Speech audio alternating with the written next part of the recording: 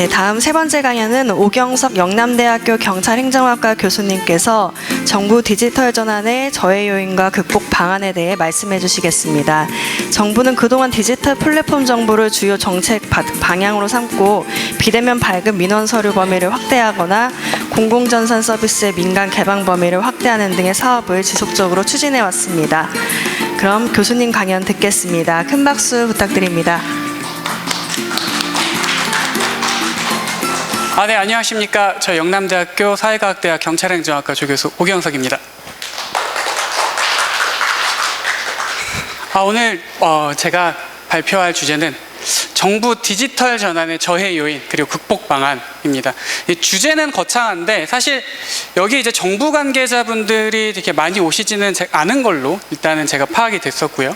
주로 이제 다양한 산업 분야라든가 연구소에 재직 중인 분들이 오신 걸로 제가 일단 명단을 확인을 했습니다. 혹시 이제 디지털 전환이 오늘의 주제인데 디지털 전환이 본인이 속한 회사나 학교나 연구소에 완전히 디지털 전환이 됐다고 생각하시는 분들 혹시 있으십니까? 아무도 안 계신 겁니까? 아까 분명히 제가 삼성 임원단분들도 계셨는데 다 나가셨고 SK도 다 나가셨고 다 나가셨네요. 참. 디지털 전환을 하나도 그럼 경험해보지 못했다고 가정을 하고 오늘 강연을 일단 하도록 하겠습니다. 제가 디지털 전환을 왜 주제로 오늘 발표를 하게 됐느냐 하면은 제 발자취를 보고 한번 생각을 해보시면 제가 말씀을 드리면 좀 더 이해를 하시기 쉬우실 것 같습니다. 저는 원래 경찰이었습니다. 심지어 강력계 반장이었어요. 제가 일했던 시절만 해도 지금 범죄도시의 마동석처럼 비밀의 방에 살짝 들어갔다 나왔다 하는 수준의 그런 수사를 진행을 했었습니다. 그 시절에 그런 수사를 하고 나니 이제 과학기술을 접목한 경찰 활동을 해야 되는구나. 우리가 IT 강국으로 이렇게 발전을 했는데 왜 수사는 아직까지 이렇게 하고 있을까라는 생각으로 미국에 가서 열심히 공부를 하고 당시 제가 박사과정을 하는 동안 부흥했던 인공지능의 열차에 올라타서 인공지능을 과연 치안 정책이나 범죄 예측, 위해 정보 예측, 범죄 정보 탐지 같은 것을 어떻게 쓸 수 있을까 연구를 하고 이제 한국으로 돌아와서 카이스트 문수미래전략대학원에서 이제 이 기술들을 실제로 정책이든 행정이든 활용하는 방안들을 고민을 해보자 하고 연구를 시작했습니다. 그런데 이제부터 문제가 발생을 합니다. 자, 오늘의 주제가 디지털 전환이니까 당연히 디지털과 관련된 문제겠죠? 어떤 문제일까요? 제가 주로 하는 연구들은 이런 것입니다. 빅데이터를 활용한 자연어 처리를 통해서 사회현상을 연구하고 머신러닝을 통해서 범죄 예측을 하거나 혹은 인공지능 기반 디지털 정부 혁신과 관련된 정책적 연구, 정책 개발을 제가 제언을 하고 정부 부처와 만나서 이것이 실제로 실현 가능한 것인지 한번 타진을 해보고 모델을 개발을 해서 적용하는 데까지 제가 이제 연구를 주로 했었는데 이 하는 과정에서 마주친 문제들이 딱 두 가지가 있습니다. 첫째는 조직, 두 번째는 데이터였습니다. 지금 앞선 발표자분들께서는 먼저 이제 후지 BI의 이런 혁신적인 솔루션들 그리고 디지털 트랜스포메이션을 어떻게 접근하고 어떻게 제공하고 있는지에 대한 말씀을 해주셨고 그 다음에 인공지능 심지어 마이크로소프트에서 나오셔서 여러분들에게 인공지능을 어떻게 활용할 수 있는지 그리고 인공지능 활용을 위해서 필요한 문화적인 그리고 윤리적인 이런 제반 사항들에 대해서 설명을 해주셨습니다. 저는 그 분들과 약간 멀리 떨어진 자세에서 연구자가 아닌 실무자의 입장에서 한번 말씀을 드리겠습니다. 실제로 디지털 트랜스포메이션을 하게 되면 이것을 조직에 적용하고 이것을 조직에서 활용해서 생산성을 높이는 효과까지 가져가는 것은 결국 조직이고 조직 구성원들입니다. 제가 아무리 좋은 플랫폼을 만들고 아무리 좋은 정보 시스템을 개발을 해서 얻는다고 하더라도 실제로 조직에서 그것을 다다들이 준비가 되어 있지 않거나 혹은 조직에 있는 데이터가 저에게 개발하려고 줬던 데이터와 영 딴판인 데이터든가, 이런 식으로 조직과 데이터 두 가지 컨셉이 준비가 되어 있지 않은 상황에서는 인공지능과 같은 새로운 기술들을 접목하는 게 많은 어려움을 겪었다. 그래서 결국 그 조직과 데이터 두 가지 모두를 앞으로 혁신적인 기술을 적용하는데 가장 효과적으로, 가장 범용성 있게 한 번에 바꾸는 노력이 저는 디지털 전환이라고 생각을 합니다.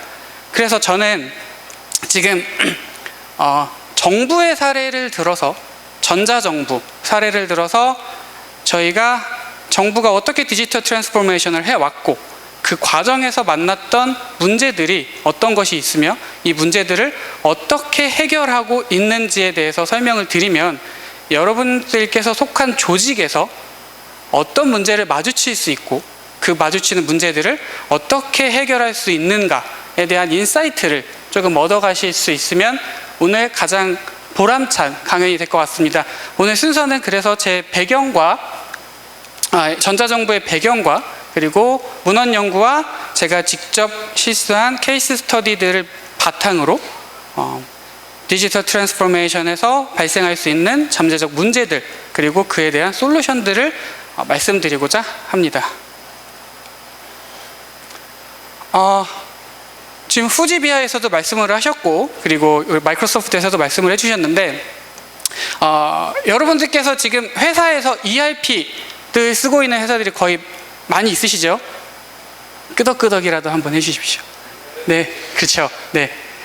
그리고 혹시 뭐 CRM도 많이 들어보셨죠? Customer Relations Management, 뭐 CRM도 들어보셨고, 정부에서도 이런 정보 시스템을 쓰고 있습니다. 바로 전자정부, 온나라, 전자결제 시스템 다 정부에서 사용하고 있는 정보 시스템입니다. 정보 시스템을 제가 일일이 다 설명드리지는 않겠지만 뭐 간단하게 설명을 드리면 우리가 흩어져 있는 많은 자료들을 수집하고 그 수집한 자료들을 정보로 가공을 한 다음에 이걸 지식이나 인텔리전스, 정보 윗단의 수준입니다. 이 인텔리전스까지 가공을 해서 전파하는 이 통체적인 구조를 말합니다. 전자정부에서는 이런 정보 시스템을, 전자정부를 이렇게 정의하고 있습니다. 정보기술을 활용해서 행정기관 및 공공기관의 업무를 전자화하여 행정기관 등의 상호 간의 행정업무 효율성을 제고하는 정부다. 여기서 키워드는 전자화와 효율성입니다. 자, 전자정부에서는 저희 98년도부터 꾸준히 지금까지 고도화 사업을 계속 진행하고 있습니다. 전자정부, 그 다음 정부 3.0, 현재는 디지털 플랫폼 정부에 이르기까지. 자, 그러면 우리나라 전자정부 전 세계적으로 순위가 어떻게 될까요? 혹시 알고 계신 분이 계신가요? 맞습니다. UN 기준으로는 3등, 그리고 OECD의 가장 최근 기준은 디지털 정부 순위로는 1등입니다. 1등을 거의 한 번도 내준 적이 없을 정도로 우리나라 전자정부는 고도화가 많이 진행되어 있습니다. 그럼에도 불구하고 제가 인공지능이나 많은 SI 사업들을 진행하려고 했을 때 그럼에도 불구하고 부족함이 많았습니다. 일단 ERP와 온나라 뭐 이런 것들 다 정보 시스템 이라고 방금 설명을 드렸고 어떤 것이 정보 시스템이다라는 거를 인사이트를 가지고 계신다고 이제 가정을 하고 다음으로 바로 넘어가겠습니다. 방금 전자화 말씀드렸죠. 전자화는 electrified입니다. 전자정부에서 우리가 말하고자 했던 전자화는 어떻게 보면 단순히 서류를 컴퓨터에 저장하는 방식의 전자화였습니다. 후지를 예로 들면 스캐너나 전자팩스를 통해서 기존의 문서를 PDF로 만들어서 컴퓨터에 저장하는 걸 전자화라고 할 수 있겠습니다.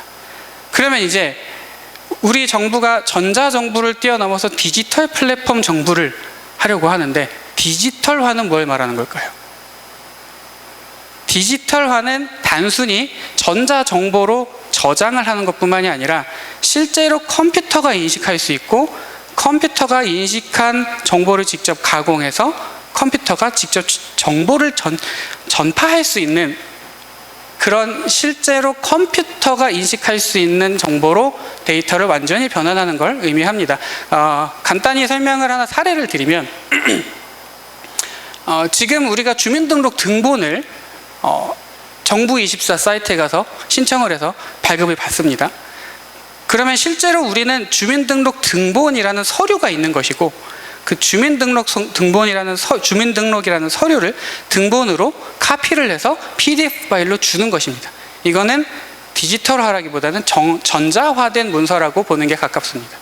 그러면 디지털화된 경우에는 싱가포르의 원패스 같은 공공 아이디를 예로 들 수 있는데 주민등록 등본이라는 서류라는 게 존재하지 않고 아예 내가 나임을 증명할 수 있는 토큰 하나를 가지고 이게 DB에 저장되어 있으면 이 토큰 하나로 모든 서비스를 주민등록 등본을 떼서 갖다 주지 않아도 활용할 수 있는 그것이 디지털화된 전자정부의 모습의 일부라고 보시면 될 것 같습니다.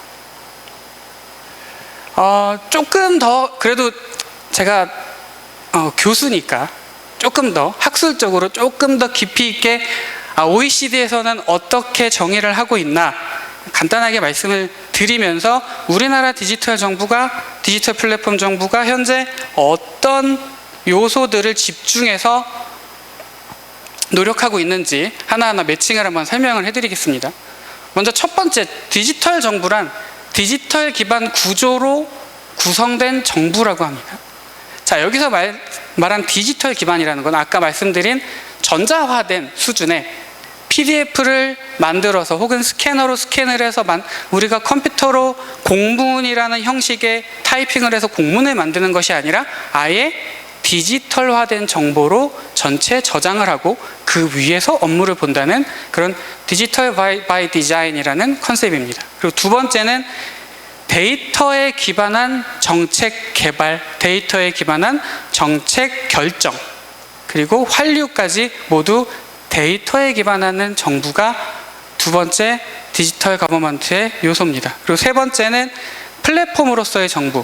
이거는 우리 디지털 플랫폼 정부에서도 플랫폼이라는 말이 들어가 있듯이 공공 서비스에서 하나의 마켓플레이스처럼 플랫폼을 만들어 놓으면 시장에서든 시민들이든 공공 부문이든 모두 다 플러그인을 해서 쓸 수 있는 하나의 플랫폼을 만드는 그런 정부의 형태를 말합니다. 그리고 마지막으로 개방성, 사용자 중심, 적극성 같은 부분들은 특히 공공 부문에서 정부 윤리성, 아까 그 마이크로소프트에서도 말씀하셨듯이 정부의 윤리성이나 책임성, 개방성과 같은 문제들을 해결하기 위해서 꼭 필요한 디지털 정부의 요소다라고 이렇게 정의를 하고 있습니다. 전자정부, 디지털 플랫폼 정부 실현계획 올해 4월에 드디어 실현계획이 수립이 됐습니다. 디지털 플랫폼 정부위원회에서 방금 아까 말씀드렸던 OECD의 6가지 디지털 정부의 6가지 요소들을 다 고루 넣었습니다. 하나의 정부에는 디지털 바이 디자인, 그리고 똑똑한 나의 정부에서는 사용자 중심, 그리고 세 번째 아까 말씀드렸던 플랫폼으로서의 정부, 그리고 민관이 함께하는 성장 플랫폼에서 플랫폼으로서의 정부와 함께 신뢰성까지 이 4가지 요소를 6가지 요소를 4가지 요소로 줄여서 이렇게 기본 원칙을 발표한 바가 있습니다. 지금까지는 디지털 정부가 무엇인가, 그리고 디지털 전환을 정부가 어떤 부분에서 꾀하고자 했는가 이렇게 설명을 드렸다면, 이제부터는 우리가 왜 디지털 정부를 전환하려고 했고 어떤 변화 동인들 때문에 디지털 전환이라는 험난한 여정을 시작하게 되었는가에 대해서 설명을 좀 드리겠습니다.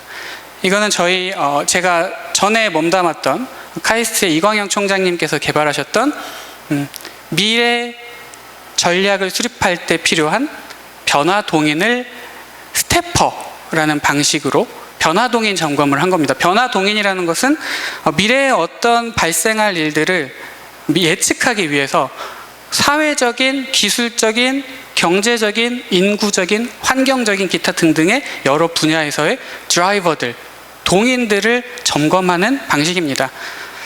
먼저 우리가 4차 산업혁명 지금 지나가고 있는 중이지 않습니까? 그렇죠? 4차 산업혁명이라는 말이 처음 나온 것도 벌써 10여 년 전입니다. 우리는 지금 인공지능을 실제로 활용하고 있고 많은 산업 분야에서 인공지능을 상업화해서 우리가 활용하고 있는 수준에 이르렀는데, 그렇다면 이전에 2019년에 이미 4년 전에 이러한 4차 산업혁명으로 인해서 디지털 정부가 어떤 변화 동인에 맞닥뜨리게 되는지 분석을 한 연구가 있었습니다. EU에서.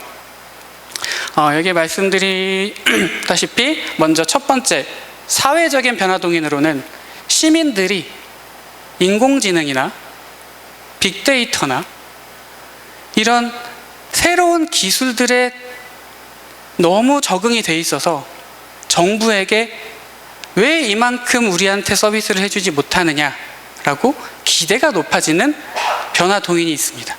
두 번째로는 산업계는 이렇게 많은 기술 발전이 되어 있는데 정부가 이에 발맞추어서 연계해주고 같이 일할 수 있는 시스템으로 발전되지 않으면 산업계가 정부와 발에 맞춰 일할 수 없다라는 두 번째 변화 동인이 있었고, 세 번째로는 경제적 효율성이 이미 정부 부처 혹은 공공부문이라고 하면 효율성이 무조건 낮을 것이다 라고 인식하고 있는 경우가 많지 않습니까?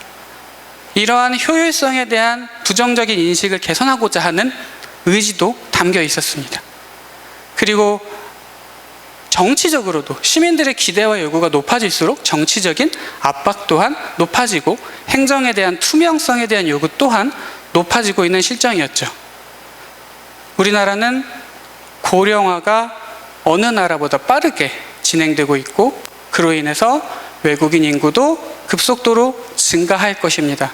또 지금 여기에 MZ세대로 보이는 분들은 사실 저밖에 없는 것 같네요. 아닌가요? MZ세대 많이 계신가요? 저도 요즘 학생들하고 같이 수업을 하고 활동을 하다 보면 이게 디지털 세대와 우리와 이렇게 많이 디지털 친화력이 다르구나, 디지털 활용도가 다르구나라는 걸 느낄 수가 있습니다. 그만큼 디지털 에이지라고 불리는 세대들은 지금 우리가 영위하고 있는 사회 활동에서의 영역과 전혀 다른 활동 양식을 띠게 될 겁니다. 그러면 이러한 변화들을 어떻게 해결할 수 있을까? 그리고 기후변화에 대한 대응, 글로벌 협력, 기후변화 대응, 이 부분도 제가 최근에 해양수산부와 함께 이 기후변화 대응을 위한 디지털 플랫폼을 만드는 작업을 하고 있는데, 이미 많은 나라에서도 기후변화 대응을 위해서도 디지털 전환이 이루어져야만 한다라는 게 통설입니다. 왜냐하면 우리가 모든 그린하우스 가스라고 하는 이산화탄소, 메탄, 아황산가스, 기타 등등의 가스들을 정확히 산출하고 정확히 예측하고 이것을 어떻게 감축할 수 있는 방법을 시나리오를 만들 때 전체 플랫폼이, 전체 산업이 연계돼서 디지털 전환이 이루어지지 않는다면 측정조차 불가능한 상황이 된 겁니다. 그래서 이러한 모든 변화 동인들을 다 통틀었을 때 결국 우리는 디지털 전환을 하고 싶어서 하는 것이 아니라 해야만 하는 시대에 이르렀던 겁니다. 그래서 정부가 디지털 전환, 디지털 플랫폼 정부라는 정책을 내세워서 열심히 노력을 하고 있는 것이고, 그렇다면 디지털 플랫폼 정부, 디지털 전환을 정부가 할 때 과연 그냥 순순히 그냥 잘 되었을까요? 심지어 예를 들어서 제가 공무원 중에서도 가장 보수적이라고 하는 경찰에 있었습니다. 경찰 공무원들은 새로운 기기 하나가 내려와도 그것을 적용해서 활용하는 데까지 1년이 넘게 걸립니다. 이게 혁신의 수용성 관점에서 일단 무조건 새로운 기술들을 저항하고 이것에 대해서 받아들이는 과정들이 이렇게 혁신의 확산의 그래프처럼 나와야 되는데, 우리나라 공무원들은 다른 일반적인 혁신의 확산 그래프보다도 훨씬 더디게 나타납니다. 그 문제점이 무엇인가, 원인이 무엇인가, 그리고 그 원인을 어떻게 해결할 것인가를 제가 연구를 하기 시작한 겁니다. 여러 가지 범주들로 나누어서 얘기를 좀 한 학자들이 많은데, 저는 일단 세 가지로 일단 좀 줄여서 설명을 드려보도록 하겠습니다. 첫 번째는 기술적인 범주입니다. 디지털 정보로 전환을 하고, 예를 들어서 작은 회사 하나가, 중소기업 하나가 디지털 플랫폼을 만들어서 디지털 전환을 하려고 할 때 가장 크게 문제되는 게 뭘까요? 돈입니다. 그죠? 왜 돈이 많이 들까요? 기존의 정보 시스템과 IT 기기들을 그거에 맞게 또 변화를 해야 됩니다. 그걸 최소화할 수 있게 할 수 있는 그나마 하나의 방법이 클라우드 서비스인데, 클라우드인 경우에도 조차도 이것을 적용해서 활용하는 데에는 기존의 인프라를 바꿔야 됩니다. 그러면 기술적인 문제들이 가장 크게 발생을 합니다. 뿐만 아니라 데이터를 기존에는 이 부서에만 쓰고 있고 저 부서에서만 쓰고, 인사과에서만 쓰고 있는 데이터를 기획과에서 쓰고 있지 않습니다. 마케팅에서 쓰고 있지 않습니다.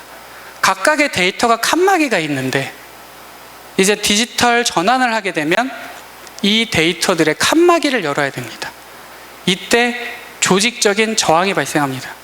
부서 간에 이것을 정부 부처에서는 거의 디지털 주권처럼 생각합니다. 내가 이 디지털 정보를 뺏기면, 우리 부서가 힘이 없어진다.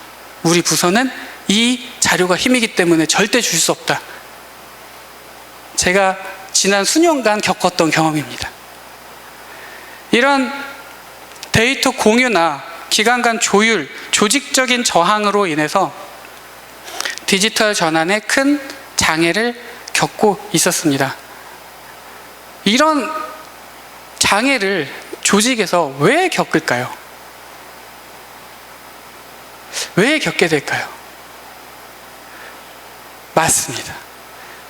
전략적으로 처음부터 접근을 하지 못했던 겁니다.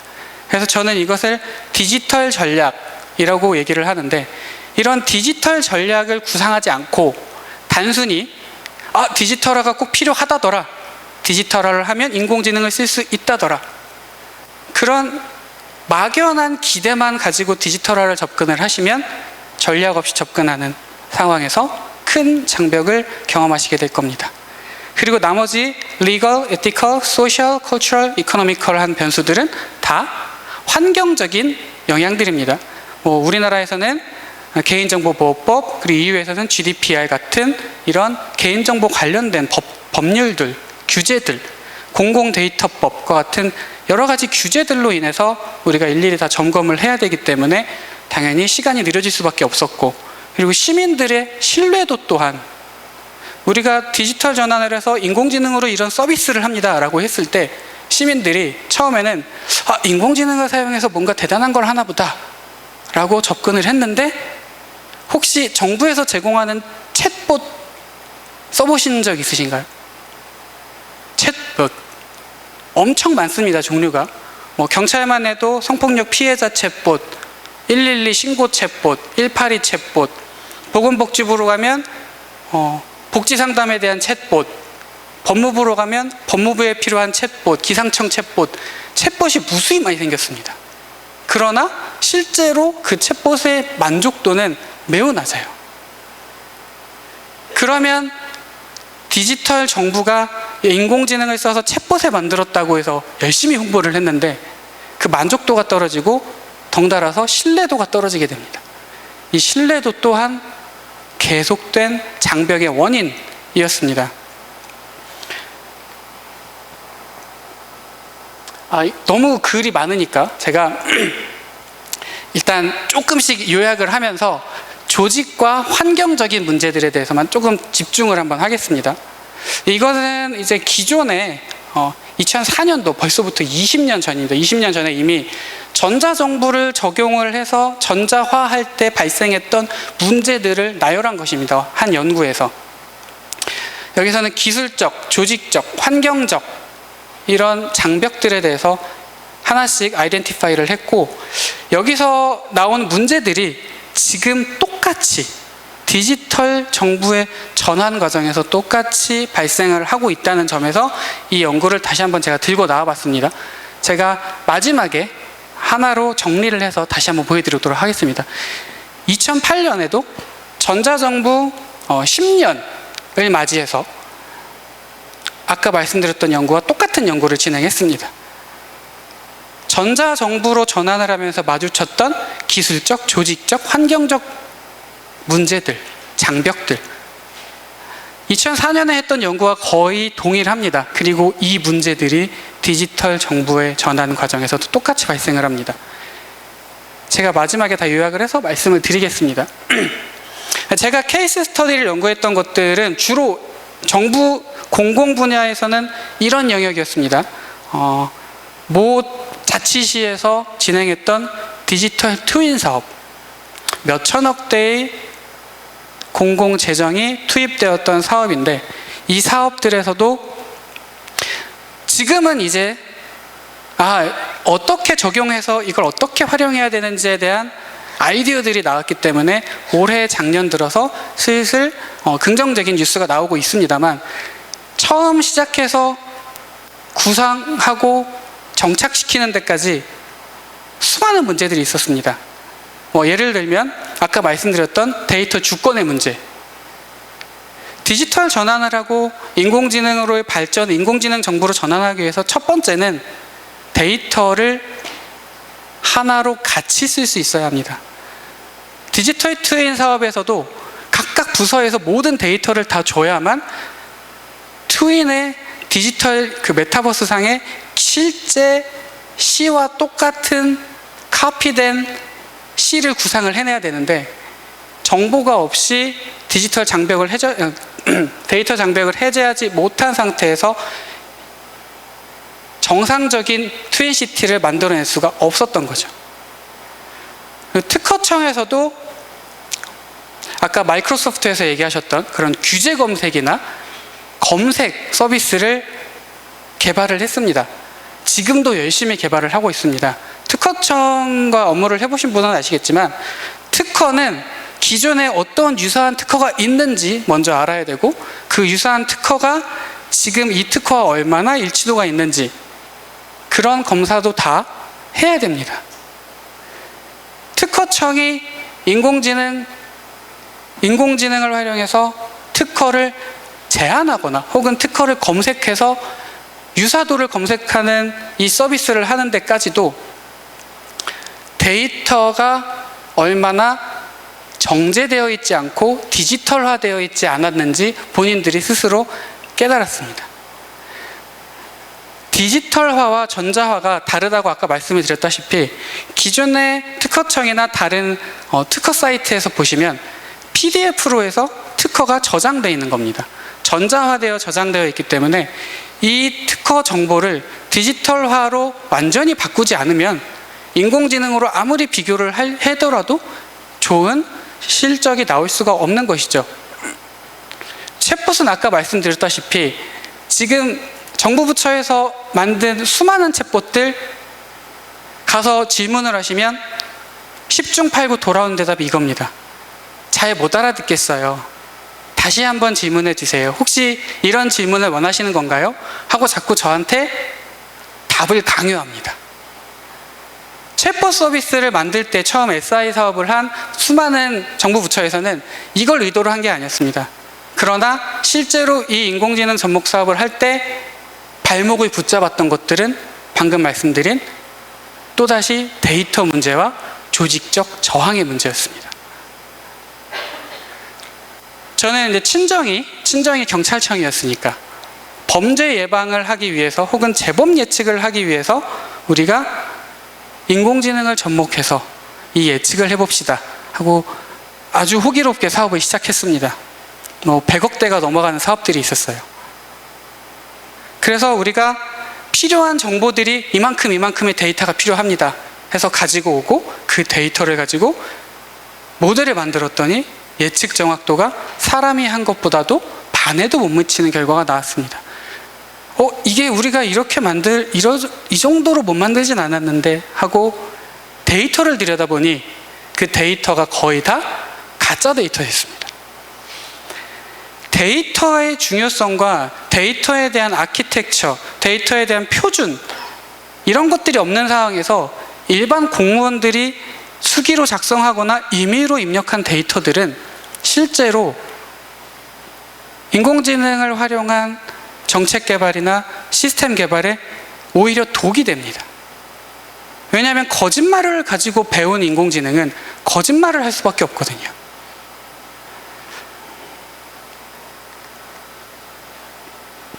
그래서 제가 많은 문헌 연구들과 그리고 케이스 스터디를 통해서 뽑아낸 문제들은 이렇습니다. 먼저 기술적으로는 인프라가 확실히 구축되어야 한다.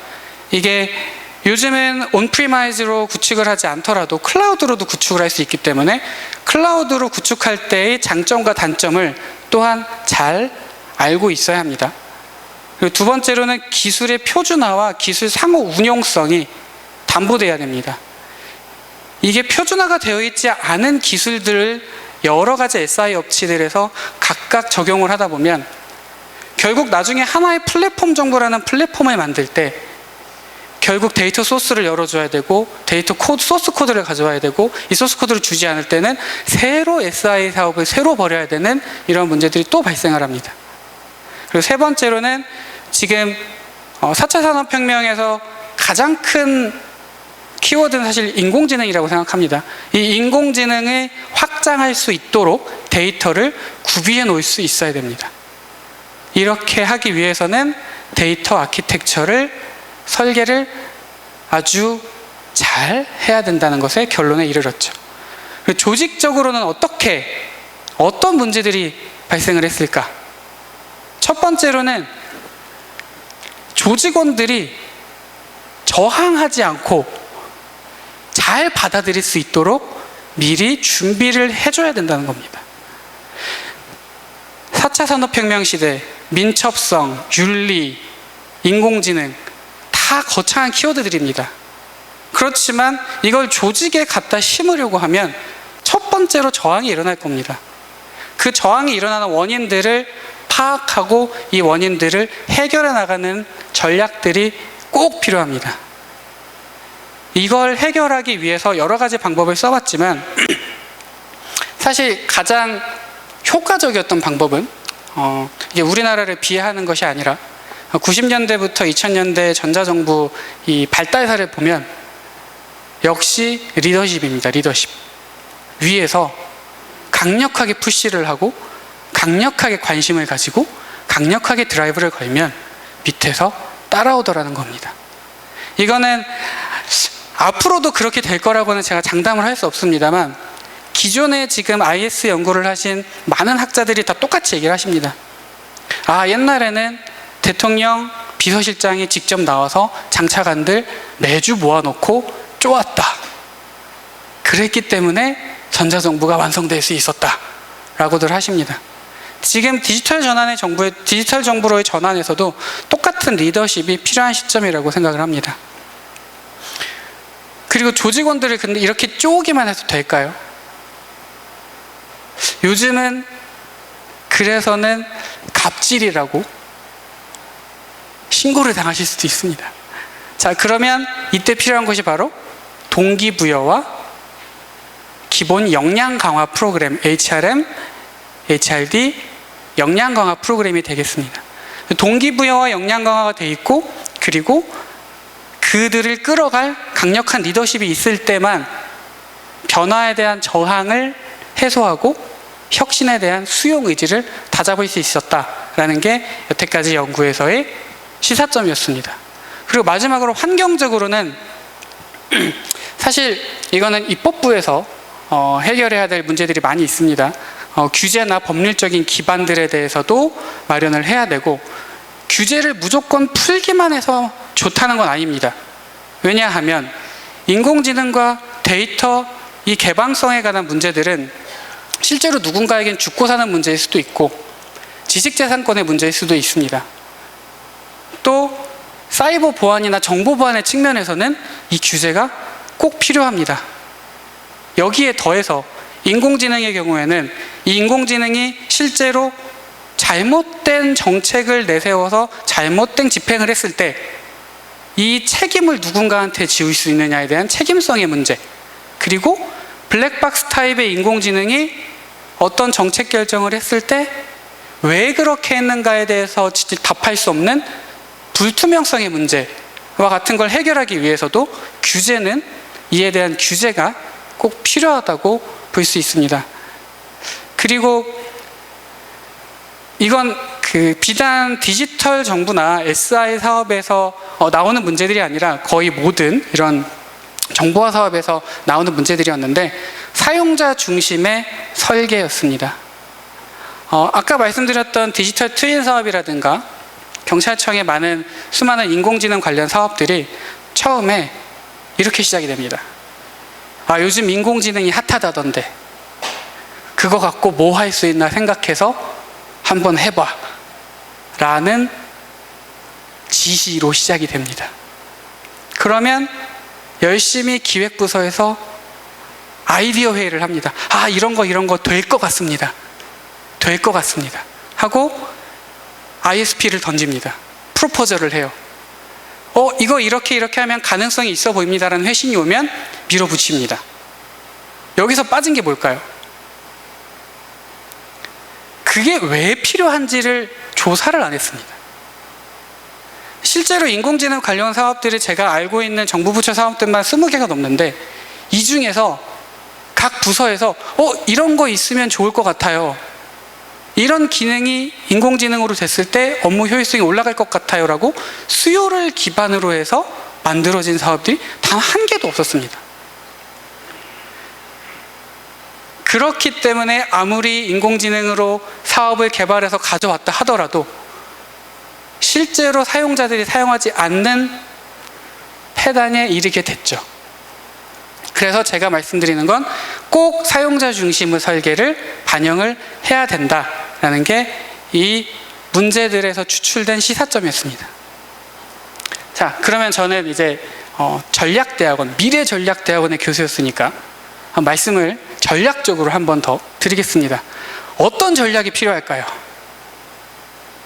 제가 여태까지 말씀드렸던 문제점, 그걸 해결하고자 했던 노력들을 통해서 어떤 전략이 가장 필요할까요?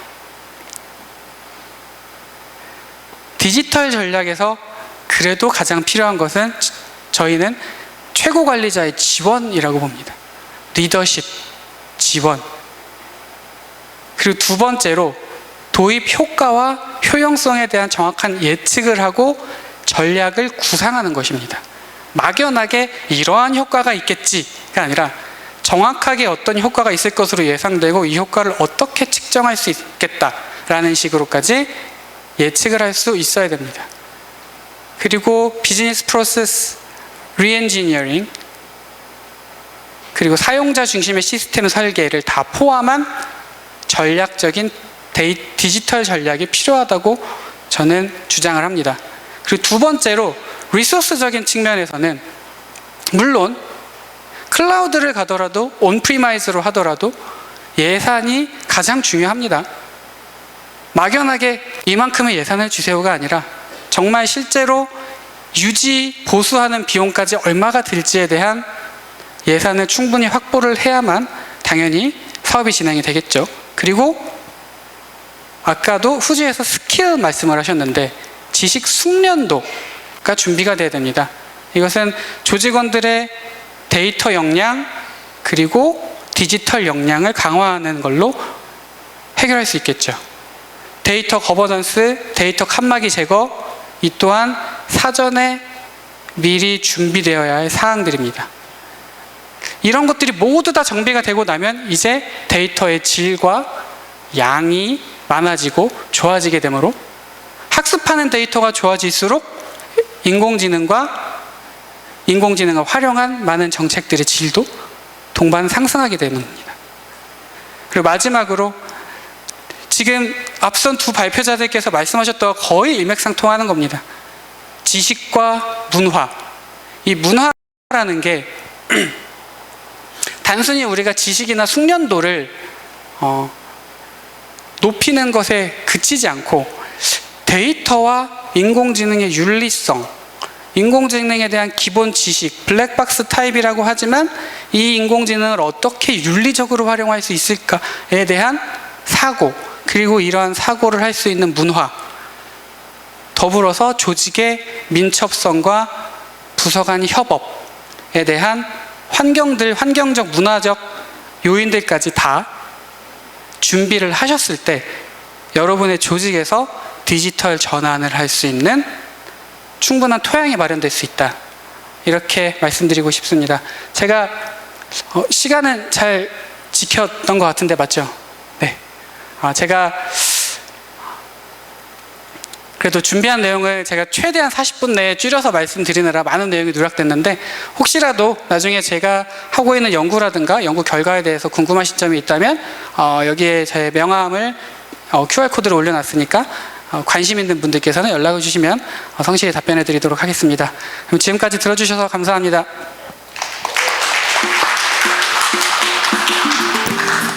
네, 오경석 교수님 좋은 강연 감사합니다. 다음은 김상윤 중앙대학교 교수님이십니다. 강연 주제는